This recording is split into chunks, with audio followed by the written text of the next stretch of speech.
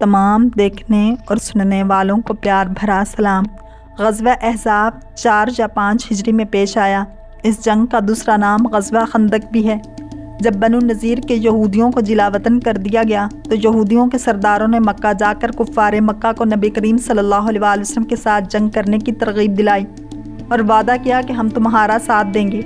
چنانچہ ان یہودیوں نے کثیر تعداد میں ہتھیار اور رقم دے کر کفار مکہ کو مدینہ پر حملہ کرنے پر ابھار دیا، اور ابو سفیان نے مشرکین اور یہودیوں کے بہت سے قبائل کو جمع کر کے ایک عظیم فوج کے ساتھ مدینہ پر دھاوا بول کر حملہ کر دیا۔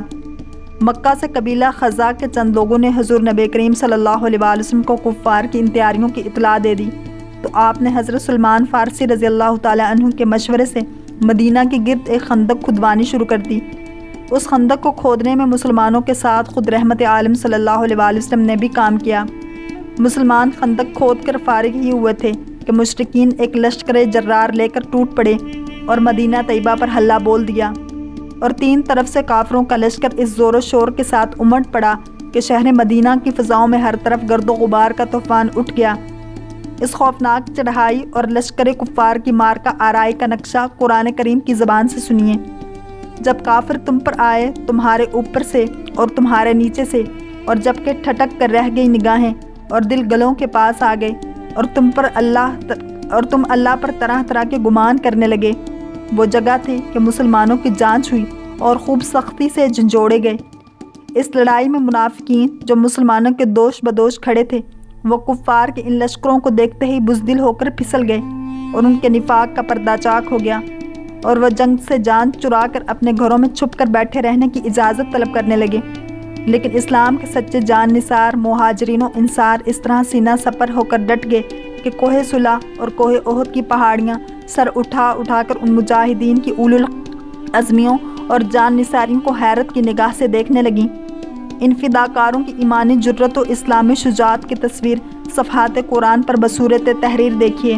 خداوند عالم کا ارشاد ہے، اور جب مسلمانوں نے کافروں کے لشکر دیکھے بولے یہ ہیں وہ جو ہمیں وعدہ دیا جاتا تھا، اللہ اور اس کے رسول نے، اور سچ فرمایا اللہ اور اس کے رسول نے، اور اس سے انہیں نہ بڑھا مگر ایمان اور اللہ کی رضا پر راضی ہونا۔ کفار نے جب مدینہ کے گرد خندق کو حائل دیکھا تو حیران رہ گئے اور کہنے لگے یہ تو ایسی تدبیر ہے کہ جس سے عرب کے لوگ اب تک ناواقف تھے۔ بہرحال کافروں نے خندق کے کنارے سے مسلمانوں پر تیر اندازی اور سنگباری شروع کر دی۔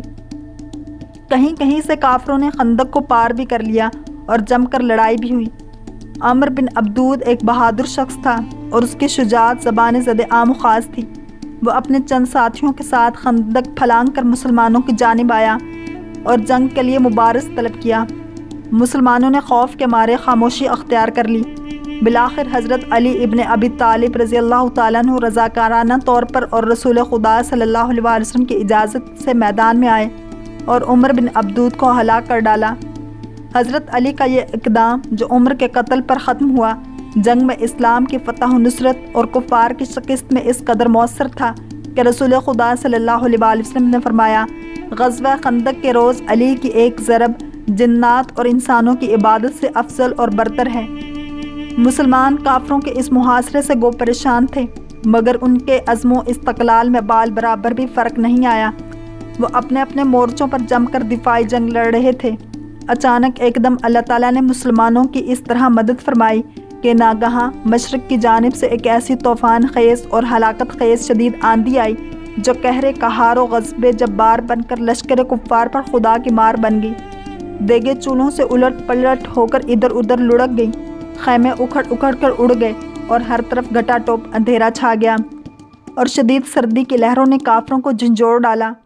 پھر اللہ تعالیٰ نے فرشتوں کی فوج بھیج دی جن کے روب و دبدبا سے کفار کے دل لرز گئے اور ان پر ایسی دہشت و وحشت سوار ہو گئی کہ انہیں راہ فرار اختیار کرنے کے سوا کوئی چارہ ہی نہ رہا۔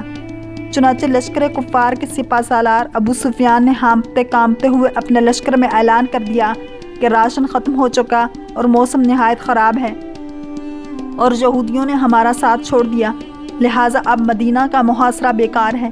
یہ کہہ کر کوچ کا نکارہ بجا دیا اور بہت سا سامان چھوڑ کر میدان جنگ سے بھاگ نکلا، اور دوسرے قبائل بھی تتر بتر ہو کر ادھر ادھر بھاگ گئے۔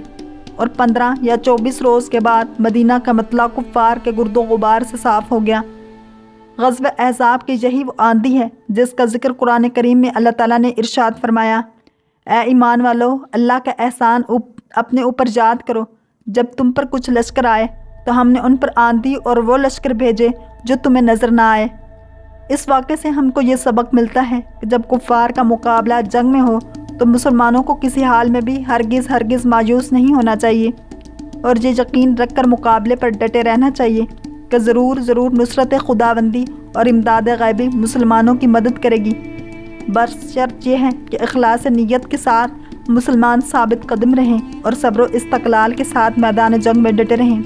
چنانچہ جنگ بدر و جنگ احد اور جنگ احزاب وغیرہ کفر و اسلام کی لڑائیوں میں یہ منظر نظر آیا کہ انتہائی مشکل حالات میں بھی جب مسلمان ثابت قدم رہے تو غیب سے نصرت خداوندی اور امداد غیبی نے اس طرح جلوہ دکھایا کہ دم زدن میں جنگ کا پانسا پلٹ گیا اور مسلمانوں کو فتح مبین حاصل ہو گئی اور کفار باوجود اپنی کثرت و شوکت کے شکست کھا کر بھاگ نکلے۔ واللہ تعالی عالم ورسولہ عالم۔ اگر آپ کو یہ ویڈیو پسند آئی ہے تو لائک، شیئر اور سبسکرائب کرنا مت بھولیے تاکہ ایسے ہی اسلامک انفارمیٹیو ویڈیوز آپ تک پہنچتی رہیں۔